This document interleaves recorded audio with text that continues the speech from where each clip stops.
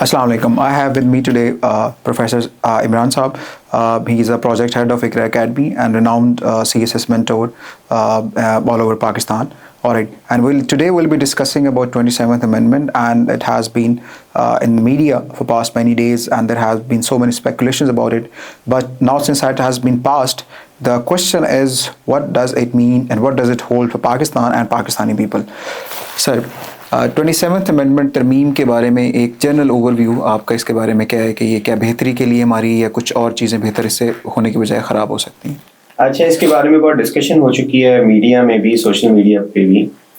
मेरा तो एक पॉजिटिव व्यू है इसको लेकर, बिकॉज यू सी दैट तीन चार चीज़ें इसमें इम्पॉर्टेंट है। एक तो CDF बनाया हमारे चीफ ऑफ आर्मी स्टाफ को, सॉरी गलती होगी, हमारे फील्ड मार्शल साहब को, यानी कि अब 3 फोर्सेस की कमांड संभालेंगे।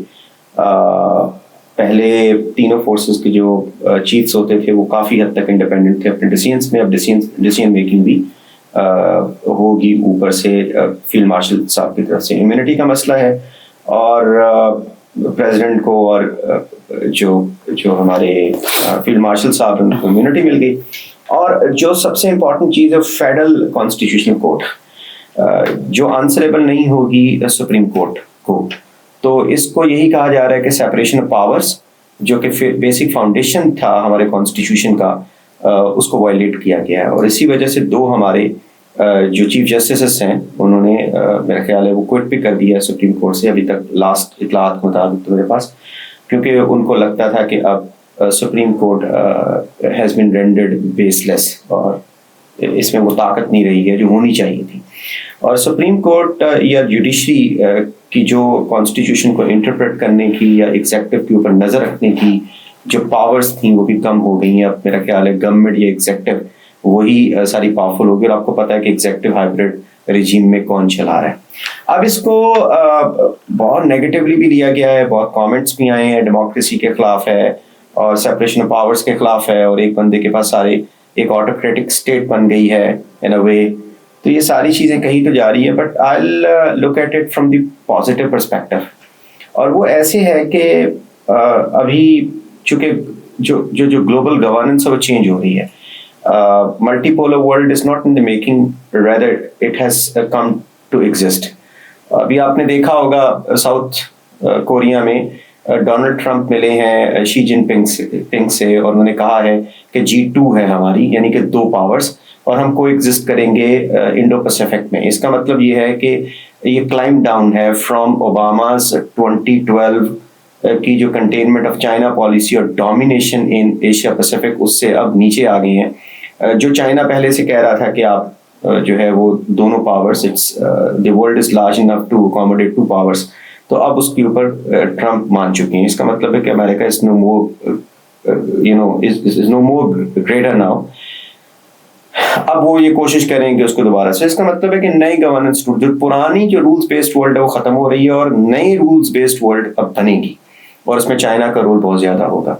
अब आप चाइना का अगर उसमें रोल और चाइना के पर्सपेक्टिव से रूल्स देखें कि रूल्स क्या होने हैं, क्योंकि पहले डेमोक्रेसी एक ऐसी फॉर्म ऑफ गवर्नमेंट थी जिसको प्रमोट कर रही थी न्यू लिबरलिज्म, और उससे पहले लिबरलिज्म, जिसको रूल बनाया था अमेरिकन और वेस्ट ने, क्योंकि उनकी पावर थी। अब पावर डोमिनेशन खत्म होती जा रही है, तकरीबन खत्म हो चुकी है। अब नए रूल्स बनेंगे और नए रूल्स में चाइना की जो हमने कॉम्पोजिशन देखनी है गवर्नेंस की, उसमें कैपिटलिज्म विद डिसिप्लिन गवर्नमेंट, आपने देखा होगा कि ग्लोबलाइजेशन को प्रमोट करती हैं but with discipline in the government, not democracy. उसमें चाइना को अगर हम देखें तो वहां पर क्या है भला, कम्युनिस्ट पार्टी ऑफ चाइना वो सबसे इंपॉर्टेंट है, 1 पार्टी रूल है, और उसका सेक्रेटरी जनरल सब कुछ है। सेक्रेटरी जनरल ही प्रेसिडेंट है, वही प्राइम मिनिस्टर है, वही सारी की सारी कांग्रेस को लगाता है, वही जुडिशरी को लगाता है, वही सारी गवर्नेंस वही चला रहा है, सारी powers secretary general of communist party of China है। तो इस वक्त मेरे ख्याल शी जिनपिंग के पास ताकत प्रेसिडेंट के तौर पर नहीं है, बल्कि वो सेक्रेटरी जनरल ऑफ चाइना है, इसलिए उसके पास ताकत है। तो आप इसको जरा पाकिस्तान के साथ मुआवजा करें तो जो कलेक्टिव कॉन्शियंस इस वक्त बन रहा है 2 कॉन्फ्लिक्ट आइडियाज के दरमियान में, न्यू लिबरलिज्म और चाइना की जो ये डिसिप्लिन्ड कैपिटलिज्म है, उसके बाद से हिस्ट्री आगे की तरफ इवॉल्व हुई है। तो वो जो वर्ल्ड कॉन्शियंस है उसके साथ पाकिस्तान शायद अपने आप को मर्ज कर रहा है। अब ये जो ट्रांजिशनल फेज है इसमें अपने आप को रीएडजस्ट करना बहुत इंपॉर्टेंट है। तो शायद अब यहाँ पर भी एक वन पार्टी रूल ही होगा, और वो वन पार्टी क्या है हाइब्रिड रिजीम में, आपको पता है वो मुस्लिम लीग नून नहीं है, वो पाकिस्तान पीपल्स पार्टी नहीं है, और कोई भी नहीं है, वो एक पार्टी आप सबको पता है कि कौन सी है। और उसका जो चीफ होगा या उसका जो टॉप के ऊपर जो जनरल होगा वही सारी पावर्स रखेगा। तो मैं तो इस पर्सपेक्टिव से देख रहा हूँ, क्योंकि डिसिप्लिन रहेगा। अब आपने देखा होगा फेस्ट आया, बहुत सारी इन्वेस्टमेंट पाकिस्तान में नहीं आ रही थी। एक तो सिक्योरिटी रीजन है, और दूसरे बड़ी रीजन डेमोक्रेसी भी है, क्योंकि हमारी ये democracy actually rule of the people नहीं है, रूल ऑफ द मॉब्स है। यहाँ पे जो पॉलिटिकल पार्टीज हैं वो डायनेस्टीज हैं। मैं तो इसको कभी भी डेमोक्रेसी कहा ही नहीं है। ठीक है, हम कहते हैं इवॉल्विंग फेजेस होते हैं डेमोक्रेसी के, बेहतर होती है, लेकिन पाकिस्तान में बेहतर नहीं हो रही है। और अगर आप एवोल्यूशन देख लें तो 1215 में पहला मैग्ना कार्टा हुआ था इंग्लैंड में, तो ये 100 साल पहले उनकी डेमोक्रेसी स्ट्रेंथन हुई है। इतना लंबा वेट तो पाकिस्तान जैसी रियासत नहीं कर सकती है। तो डेमोक्रेसी एक ऐसी क्योस है पाकिस्तान के अंदर कि जिसमें जो डिफरेंट पार्टीज हैं वो उस तरीके से बिहेव ही नहीं करती हैं जैसे डेमोक्रेसी में करना चाहिए। तो शायद जो इन्वेस्टर्स हैं वो भी कह रहे हैं कि आपके यहाँ पर बहुत क्योस है, जुडिशरी जो भी इंटरनेशनल एग्रीमेंट होता है उसको स्क्रैप कर देती है, उसको कंट्रोल करें आप। अपनी इस डेमोक्रेसी को जो इंस्टेबिलिटी है, पोलराइजेशन, इसको कंट्रोल करें। इन्वेस्टमेंट आ कोई नहीं रही है। फिस्क बनाया कि चले पॉलिसी कंसिस्टेंस रहेगी, आर्मी कंट्रोल्ड इकोनॉमी या इन्वेस्टमेंट, लेकिन इसके बावजूद भी नहीं आ रही। तो मेरा ख्याल है कि ये अमेंडमेंट, उससे पहले 26th अमेंडमेंट, एक तो जुडिशरी को कंट्रोल करने के लिए जो जुडिशियल ओवर एक्टिविज्म थी, बल्कि पोलिटिसाइजेशन ऑफ जुडिशरी और जुडिशलाइजेशन ऑफ पॉलिटिक्स हो चुकी थी उस वक्त। और इतनी ज्यादा एग्जेक्टिव में इंटरफेरेंस हो चुकी थी जुडिशरी में एक एक्सट्रीम फॉर्म में। आप इसको एवोल्यूशन भी समझ लो। एवोल्यूशन जब डेमोक्रेसी का हो रहा होता है तो फिर मुख्तलिफ इंस्टीट्यूशंस अपनी स्पेस के लिए लड़ रहे होते हैं, ओवरलैप भी कर रहे होते हैं, कभी एक्सट्रीम इधर आती है, कभी एक्सट्रीम उधर आती है। लेकिन मेरा नहीं ख्याल है कि democracy is going to work in the new rules based world which is in the making after G2 declaration by both of these leaders in the world. All right, sir. Another question is basically putting the command of all the armed forces under one person. What does it mean for defense of Pakistan, integration of Pakistan armed forces? पहले ही पाकिस्तान सारी ज़मीनी, बहरी और air force को integrate कर चुका हुआ है इनटू वन सिस्टम। आप अगर चाइना की, फिर मैं दोबारा से मिसाल दूंगा कि वहाँ पे सेक्रेटरी जनरल जो है, जो प्रेसिडेंट भी है इस वक्त, इज ऑल पावरफुल, और वो supreme commander of all the forces, right. ये चाइना की ही एग्जाम्पल से हमने बहुत कुछ सीखा था। अभी रिसेंटली मैं एक इंटरव्यू सुन रहा था विक्टर गाओ का, जो बहुत influential non official official interpreter है चाइना की पॉलिसीज का। वो कह रहा था कि पाकिस्तान को जो ये 3 फोर्सेस को इंटीग्रेट करना, वो चाइना ने सिखाया कि आप 3 फोर्सेस को इंटीग्रेट करो। और तीनों फोर्सेस को इंटीग्रेट करने से, जिसको कहते हैं मल्टी डोमेन ऑपरेशन, जो 4 डे कॉन्फ्लिक्ट में हमने इंडिया के खिलाफ देखा, वो इतना कामयाब रहा कि इंडिया को कुछ नजर नहीं आ रहा था, पाकिस्तान को हर चीज इंडिया में नजर आ रही थी, जिसकी वजह से पहली रात में हमने 6 या 7 या व्हाटएवर द नंबर इज, हमने प्लेन्स को उनको उड़ाया, और that was the most important thing. तो हो सकता है कि इसी पॉलिसी को आगे लेकर चला हो और कॉन्स्टिट्यूशन प्रोटेक्शन दी हो कि एक ही जनरल इन तीनों फोर्सेस को जो है वो इंटीग्रेट करेगा या उनको कमांड करेगा।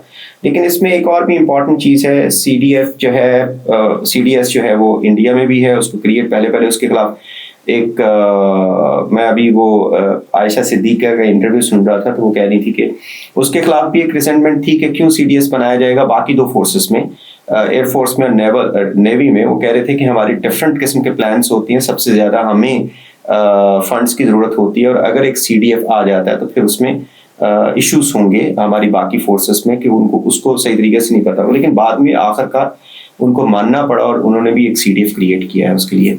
और खैर वो उसके पास कमांड तो नहीं है, वो एक तरह से इंटीग्रेट करवाता है डिसीजंस को। लेकिन मेरा ख्याल है पाकिस्तान में इससे आगे एक स्टेप लिया गया है कि वो एक कमांड एक ही आदमी के हाथ में आ गई है। मे बी ये भी एवोल्यूशनरी प्रोसेस में रोटेशन चले, कभी नेवल चीफ बन जाए CDF, कभी एयरफोर्स का चीफ बन जाए। इंडिया में तो ऐसा चल रहा है, लेकिन पाकिस्तान में ऐसा नहीं है। लेकिन देखते हैं एवोल्यूशनरी प्रोसेस के जरिए से ऐसा होता है, क्योंकि अब तो इस 4 डे कॉन्फ्लिक्ट के बाद ये चीज़ साबित हो चुकी है कि एयरफोर्स किसी भी मुल्क की आर्मी में सबसे इम्पोर्टेंट कंपोनेंट है। और वही फैसला करेगी। अब ग्राउंड फोर्सेस ऑलमोस्ट तकरीबन उनका उनका उनका तकरीबन रोल यही रह गया कि उनके पास रॉकेट फोर्स का चार्ज हो। जैसे ईरान इसराइल के कॉन्फ्लिक्ट में हमने देखा कि सारे जो डिफेंस सिस्टम्स हैं उनके रॉकेट्स या उनके मिसाइल्स ने क्रॉस किए हैं। तो मुझे लगता है कि CDF को बनाना भी इस तरफ एक कदम हो सकता है। I also look at it from positive angle.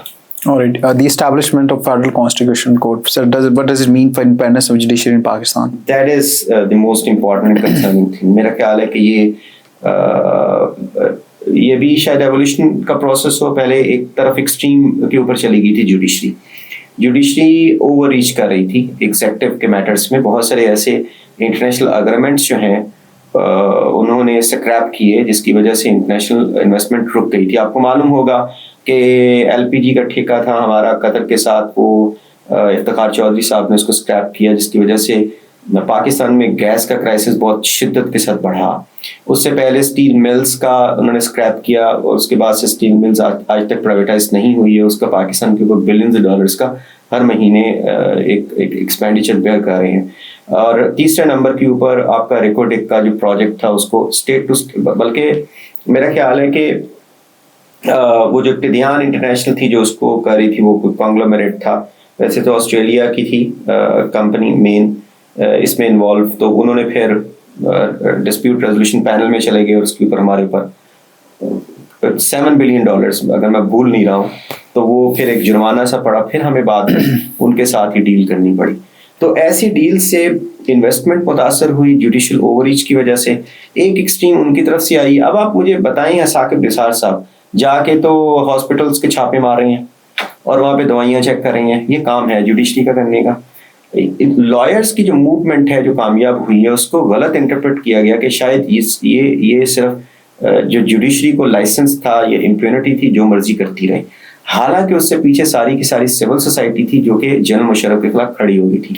मेरा ख्याल है कि जुडिशरी ने अपने पाँव के ऊपर खुद कुल्हाड़ा मारा है, इतना को इनसिक्योर कर दिया है कि अब जाके एग्जेक्टिव जो है उसने सारी कंट्रोल ही जुडिशरी का अपने हाथ में लेने की कोशिश की है। 26th अमेंडमेंट में भी ऐसा हुआ और उसके बाद अब 27th अमेंडमेंट तो बिल्कुल ही। अब कॉन्स्टिट्यूशन कोर्ट जो है ऊपर जो बनी है, अब कॉन्स्टिट्यूशन जितने भी डिसीजंस होंगे जो कॉन्स्टिट्यूशन मैटर के होंगे वो वहीं पे, और उसको फिर आंसरेबल नहीं होगी सुप्रीम कोर्ट को। सुप्रीम कोर्ट में उसकी अपील दायर नहीं हो सकती है। तो इसका मतलब है कि जितने भी आपके बड़े केसेस हैं वो तो कॉन्स्टिट्यूशन से रिलेटेड है। कॉन्स्टिट्यूशन तो है ही लॉज, और लॉज को इंटरप्रेट करना अगर बड़ी कोर्ट का काम है तो सारे डिसीजन वो ले रही होगी। तो मेरा ख्याल है कि ये जुडिशरी को एक जिक है और ये थोड़ा सा लेकिन आप चाइना में देख लें तो चाइना में भी जो जुडिशरी है वो एक पार्टी के खिलाफ कभी भी खड़ी नहीं होती, चाहे वो एग्जेक्टिव हो, चाहे वो कम्युनिस्ट पार्टी ऑफ चाइना हो, CCP जिसको बोलते हैं, उसके खिलाफ तो कभी भी नहीं खड़ी होती है। तो वहाँ पे भी जुडिशियल जो ओवररीच नहीं है। हाँ, उसके ज़्यादातर जो इंडस्ट्रियल डिस्प्यूट्स होते हैं या कंपनीज के दरमियान में उसमें रहती है। तो उसमें चाइना में जो इंडस्ट्रियल ग्रोथ हुई है, मैन्युफैक्चरिंग बढ़ी है, मेरा ख्याल है उसमें एक ये भी रोल है कि इंस्टीट्यूशन सारे के सारे कंट्रोल्ड हैं। लेकिन मैं इसको कभी भी एडवोकेट नहीं करता, मेरी अपनी ओपिनियन है, बाकी चीज़ें ठीक हैं, लेकिन जुडिशरी के मामले में थोड़ा सा सेपरेशन ऑफ पावर्स रहनी चाहिए थी। यही बेसिक फाउंडेशन होती है किसी भी जगह पर बेसिक ह्यूमन राइट्स को इंश्योर करने के लिए और नज़र रखने के लिए एग्जेक्टिव के ऊपर। All right, thank you very much, sir. All right, so the establishment of Federal Constitutional Court, what does it mean for Pakistani people? Will it provide more justice to Pakistani people, or will it result in more chaos for Pakistani people?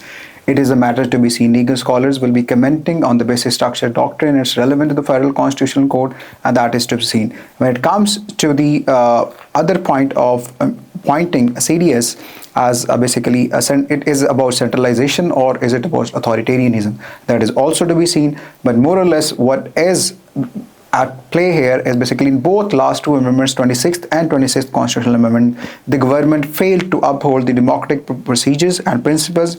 The draft wasn't made public until the last minute. The opposition was haggled, the opposition wasn't taken on board. So all of this basically combines into what we call the undemocratization of Constitution of Pakistan. However, what is to be done, what is to be seen, it is in the future. Thank you very much.